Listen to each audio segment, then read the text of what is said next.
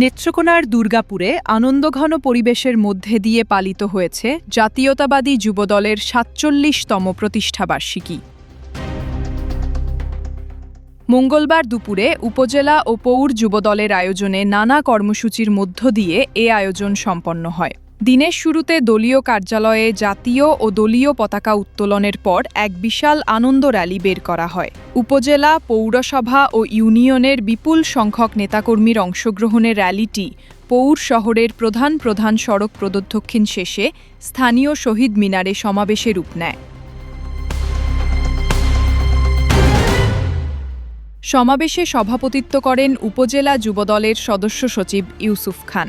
এ সময় বক্তব্য রাখেন উপজেলা যুবদলের সিনিয়র যুগ্ম আহ্বায়ক এস.এম. কাইয়ুম, নোমান আহমেদ, মেহেদী হাসান সাহস, পৌর যুবদলের আহ্বায়ক আবু সিদ্দিক রুক্কু, সদস্য সচিব আল ইমরান সম্রাট গনি, পৌর বিএনপির সাধারণ সম্পাদক হারেজ গনি, উপজেলা বিএনপির সহসভাপতি অ্যাডভোকেট এম.এ. জিন্না এবং অন্যান্য নেতৃবৃন্দ।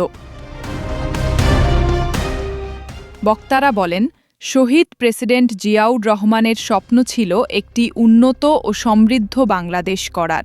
বিএনপির ভারপ্রাপ্ত চেয়ারম্যান তারেক রহমানের ঘোষিত ৩১ দফা বাস্তবায়নের মধ্য দিয়েই সেই স্বপ্ন পূরণ সম্ভব। আমাদের নেতা আগামীর মিনিস্টার ব্যারিস্টার কায়সার কামাল। তারা আরও বলেন, আগামী জাতীয় সংসদ নির্বাচনে ধানের শীষ প্রতীকের প্রার্থী ব্যারিস্টার কায়সার কামালের বিজয় নিশ্চিত করতে উপজেলা যুবদলের নেতাকর্মীরা ঐক্যবদ্ধভাবে কাজ করবে ইনশাআল্লাহ।